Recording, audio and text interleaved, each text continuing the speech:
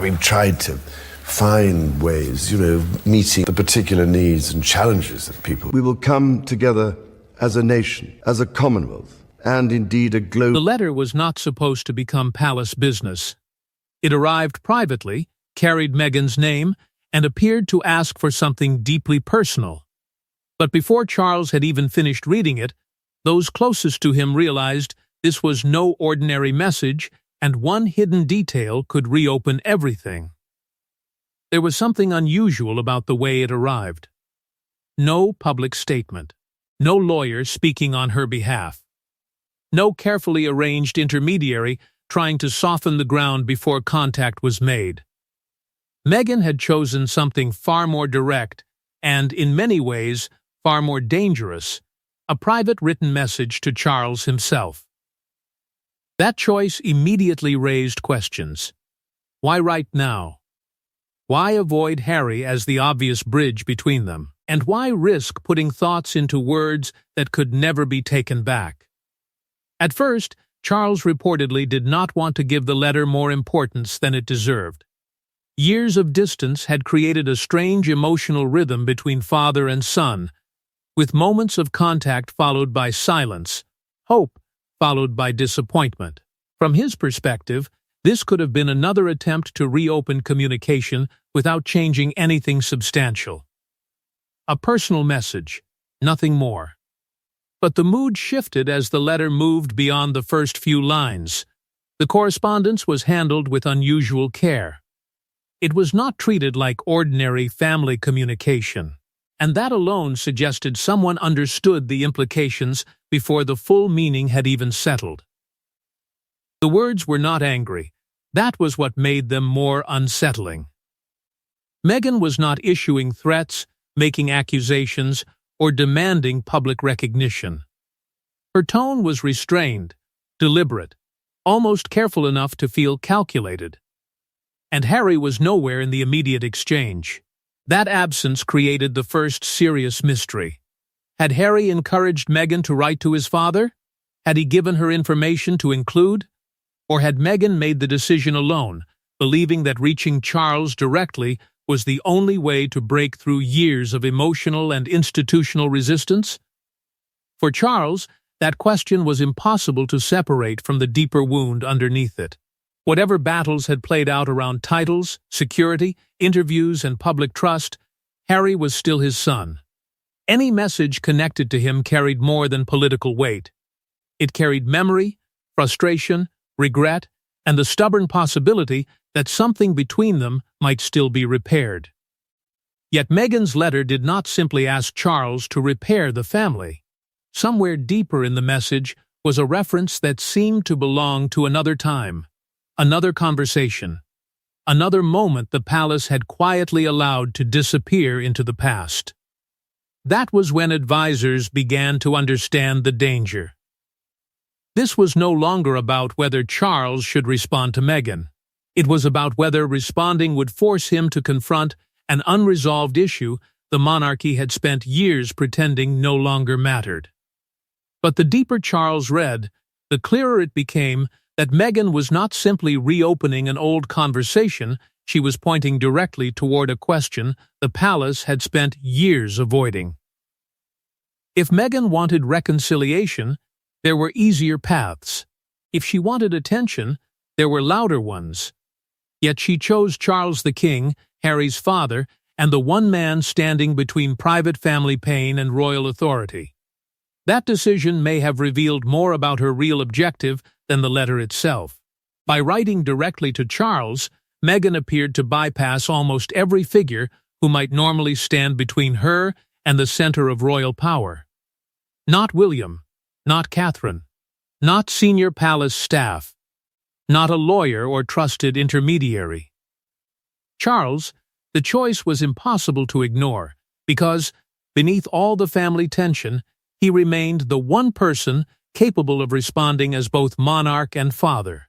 William would have been a very different target.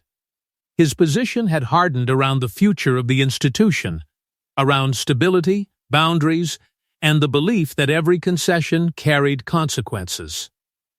For Meghan, that may have made him the more difficult door to approach.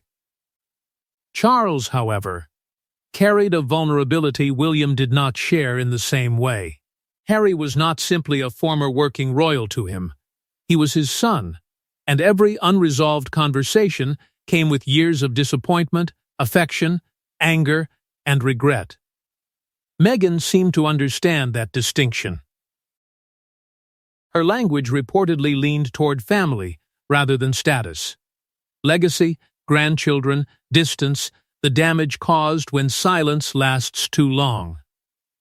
None of those subjects demanded a constitutional decision, but each pressed against something deeply personal. And that was precisely what made palace advisors uneasy. If Meghan could reach Charles as a father before advisors could frame the issue around royal policy, the carefully maintained boundaries around the Sussex relationship might begin to weaken. Then there was Harry.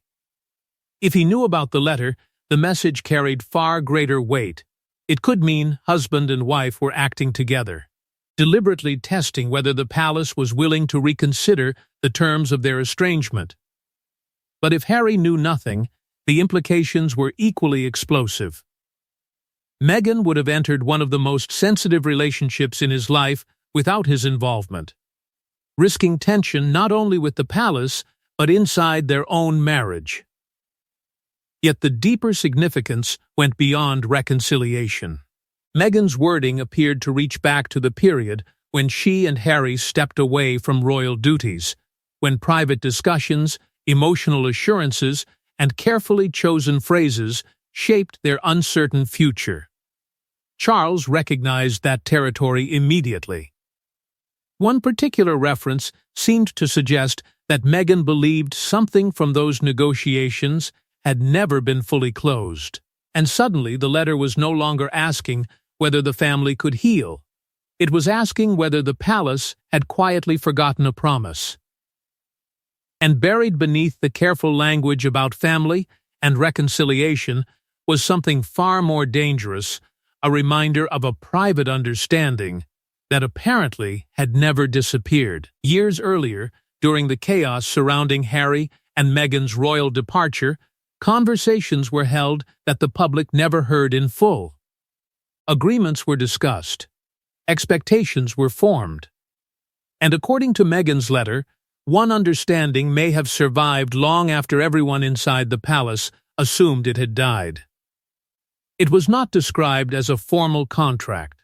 There was no dramatic document waiting in a locked drawer, no public declaration, no single sentence that could settle the argument beyond doubt.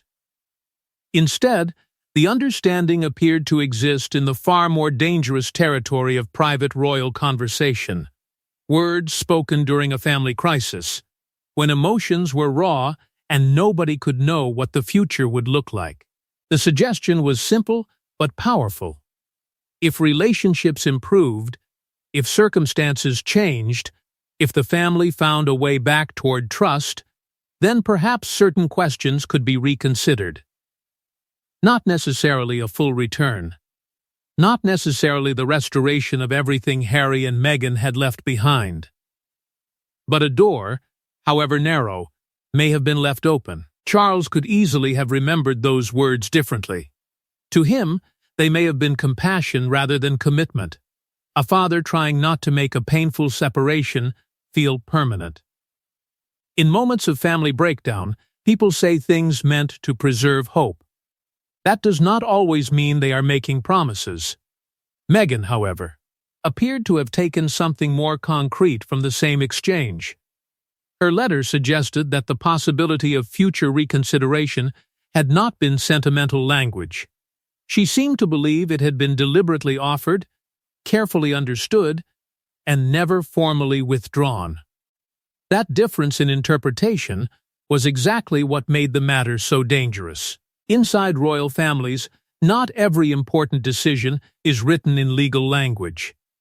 Much can depend on hierarchy, precedent, private assurances, and the assumption that everyone in the room understands what has been implied. Years later, those same words can become weapons because memory is never perfectly neutral.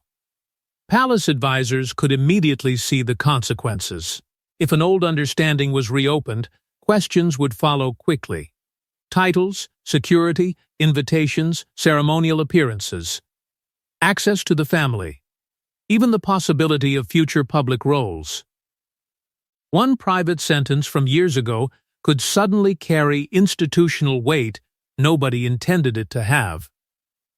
And then there was Harry. He may have believed that chapter was over. He may have spent years accepting that whatever possibility once existed had disappeared.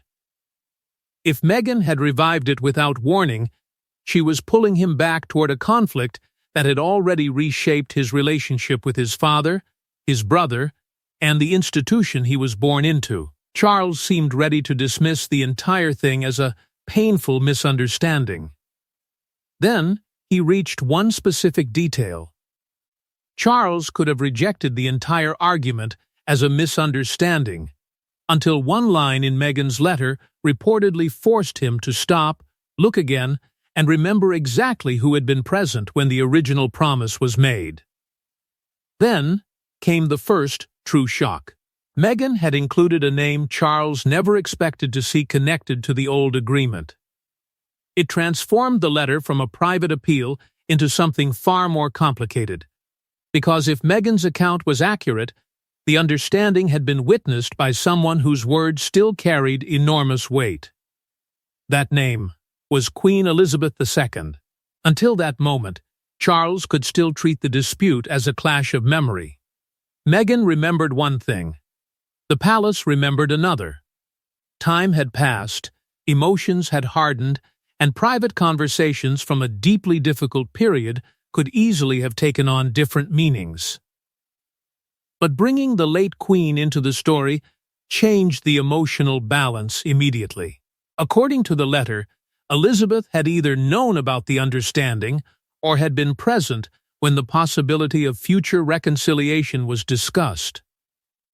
That did not prove Meghan's interpretation. It did not suddenly turn a private conversation into a formal royal promise. But for Charles, it made dismissal far more complicated. His mother was no longer simply part of the background. Her judgment, her intentions, and the way she had handled the family crisis were now sitting at the center of the question. And Charles understood the danger. Reject Meghan too quickly, and privately it could feel as though he were brushing aside something connected to Elizabeth's final years as monarch. Accept Meghan's version without challenge, and he risked allowing one interpretation of the Queen's words to shape decisions the present monarchy might not be prepared to make. There was another possibility. Elizabeth may only have meant that the family door should never be permanently closed. Personal reconciliation was one thing. Restoring ceremonial privileges, public roles, or institutional access was something else entirely. Meghan, however, appeared to believe those ideas were more closely connected. That distinction threatened to become explosive. Inside the palace, few subjects could be more sensitive than a disagreement over what the late Queen really intended. Nobody wanted private family conversations dragged into a struggle over her legacy. William would understand that better than most. He could respect his grandmother's wish for family unity while still arguing that decisions made during a different moment could not control the monarchy forever. Yet Meghan now held something powerful, emotional leverage. Once Elizabeth's name entered the argument, refusing to engage could be presented as ignoring the very legacy the family claimed to protect. Still, Charles had not been shaken by the name alone. There was something attached to it, something precise, something that connected Meghan's claim to a moment he could not easily dismiss. And that was where the letter changed. The Queen's name made the message impossible to dismiss, but it was the small detail Meghan placed beside that name that turned Charles's hesitation into something approaching alarm. It was only a date. A few numbers written beside a memory Charles already knew. Yet that date changed the entire meaning of Meghan's letter, because it placed the alleged conversation at a moment when the monarchy's future, Harry's position, and the Queen's final wishes carried consequences nobody could easily dismiss. For Charles, the significance was immediate. Meghan had identified the precise day of a private family discussion involving Queen Elizabeth II, a meeting held during one of the most sensitive periods surrounding Harry and Meghan's departure from royal life. The date itself did not prove every claim in the letter, but it made the story harder to dismiss as vague recollection or emotional reinterpretation. Charles remembered that period. More importantly, he remembered the atmosphere around it. His mother had been deeply concerned about preserving some path back to family unity, even if Harry and Meghan never returned to the roles they once held. The institution could change, duties could end, arrangements could be rewritten. But family, in Elizabeth's mind, may have been something different, something that should never be allowed to harden permanently into hostility. That distinction suddenly mattered. Meghan's letter was not necessarily demanding a return to royal life. It was forcing Charles to confront whether the emotional door had ever been meant to close completely. Then came another troubling question. How did Meghan know the date so precisely? Perhaps Harry had told her. Perhaps she had been involved indirectly at the time. Or perhaps someone else within the royal circle had preserved details that Charles assumed would remain private. Every possibility carried consequences. If Harry had supplied the information, then Meghan's letter might not be a solo move at all. He could be quietly supporting an attempt to reopen contact while remaining outside the immediate confrontation. But if Harry had not provided it, Charles faced a more unsettling mystery. Who had? And somewhere beyond that question stood William. For William, reopening emotional understandings from years earlier risked undoing boundaries the monarchy had worked hard to establish. A private family gesture could quickly become something larger. Expectations could follow. Questions of access, appearances, security, titles, and status could return with them. Charles, however, was no longer dealing only with strategy. He was dealing with memory, with his mother's legacy, with his younger son, with the possibility that what everyone called a finished chapter had never actually been finished. So he made one small but decisive choice. He did not reject the letter. No promise was offered. No agreement was made. But the absence of an immediate refusal was enough to change the mood around the palace. Meghan had achieved something far more important than an answer. She had reopened the question.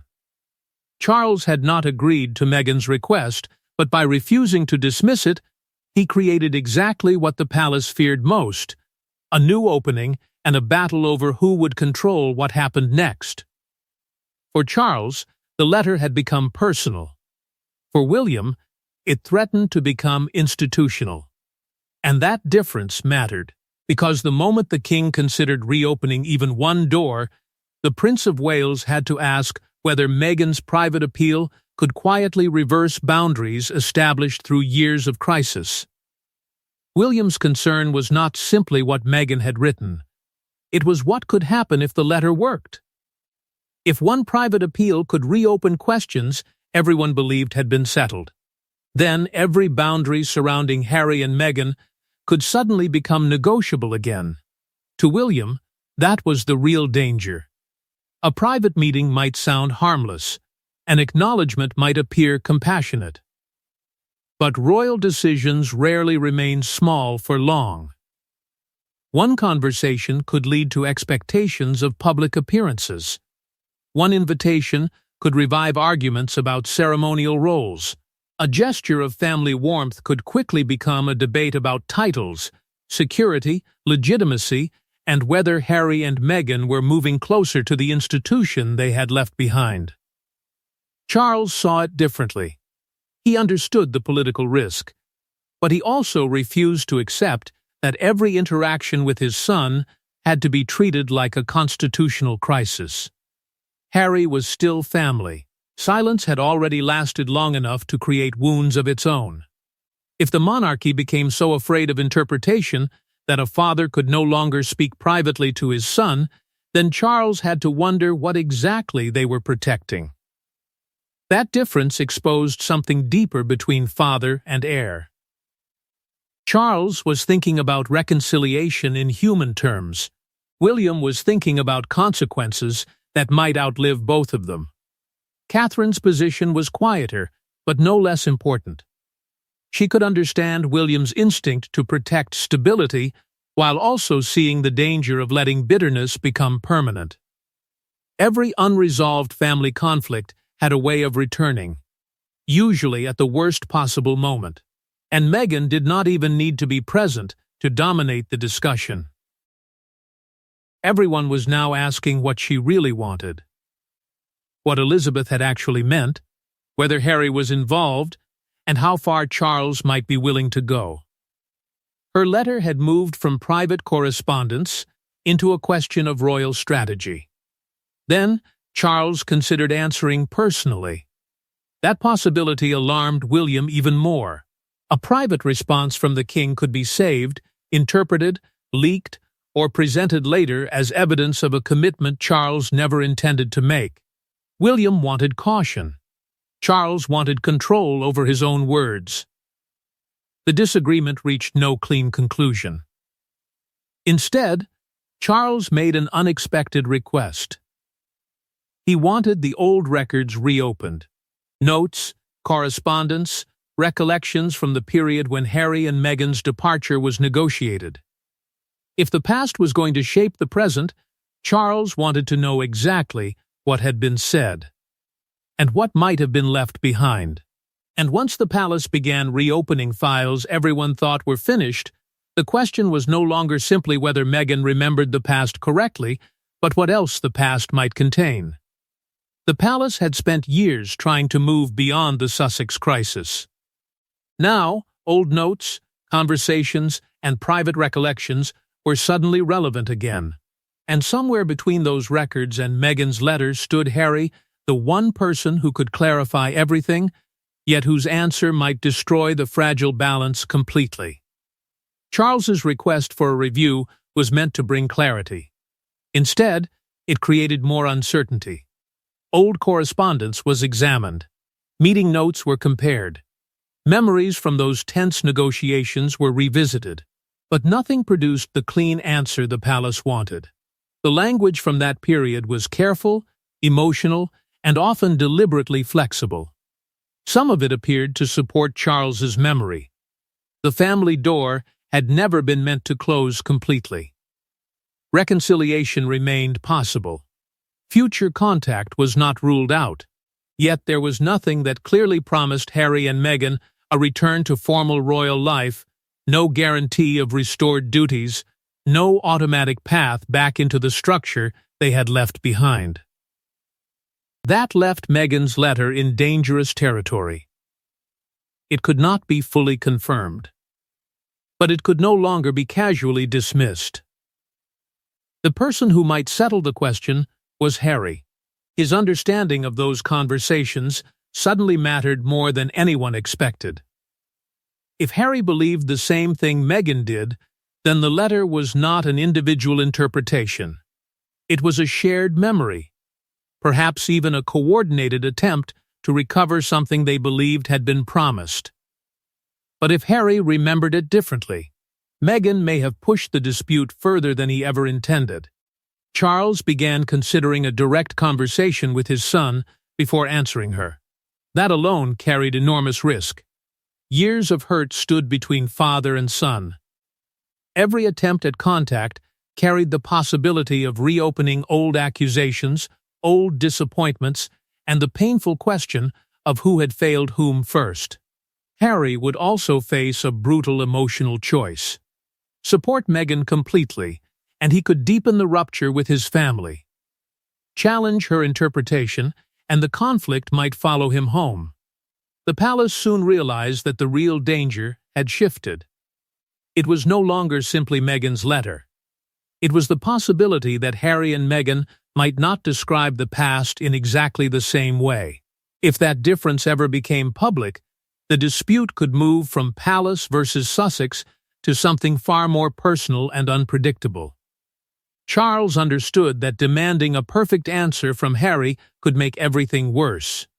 So his thinking began to change. Rather than settle the entire question of roles, status, and past promises, he started moving toward a response that would avoid the biggest institutional fight while addressing the one issue he could no longer ignore: the broken relationship inside his own family. By the time Charles finally decided how to respond, he understood that no letter could settle everything, but silence now carried consequences of its own. Charles could not restore the past. He could not guarantee Meghan the future she wanted. And he could not erase the years of bitterness between Harry and the monarchy. But he could decide whether the family remained permanently divided, and his answer reportedly surprised both sides. The response drew a careful line. Charles would not recognize any automatic path back into formal royal duties. There would be no promise of restored status, no guarantee of ceremonial roles, no commitment involving security, titles, or official representation. In that sense, William's concerns had been heard. The institutional boundary remained intact, but Charles refused to close the personal door. That was the part nobody could ignore. By acknowledging the late Queen's belief in preserving family relationships even when royal roles changed, Charles separated two questions that had been tangled together for years. Harry's place inside the monarchy was one issue. Harry's place inside the family was another, and Charles was no longer willing to pretend they had to share the same answer. For Meghan, the result was neither victory nor defeat. Her letter had not restored what had been lost, but it had forced the king to engage. The possibility of private dialogue now existed without any promise that dialogue would lead to institutional change. William remained uneasy. He understood that private gestures rarely stayed private forever. One meeting could create expectations.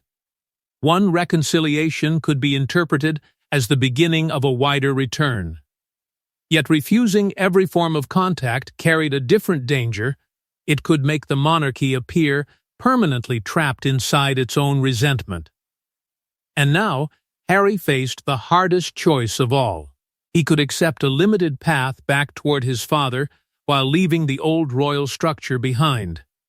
Or he could hold out for something larger, risking another long period of silence. Meghan faced her own test. If the letter had truly been about family, then Charles had offered an opening. But if the deeper goal was recognition, access, or restored standing, the answer fell far short. At the center of it all remained that tiny date. It had not proven every claim. It had done something more powerful. It forced Charles to remember that this conflict was built from more than headlines and protocol. It was built from grief, promises, different interpretations, and unfinished conversations reaching back to his mother. The letter had not brought Harry and Meghan back, but it had destroyed the assumption that the door was permanently closed, and if Charles had opened it only slightly, the question now was who would dare step through first, and what William would do when they did. Because sometimes the most dangerous royal decisions are not announced from balconies or written into law, they begin with a private letter, a forgotten promise, and one tiny detail powerful enough to reopen everything.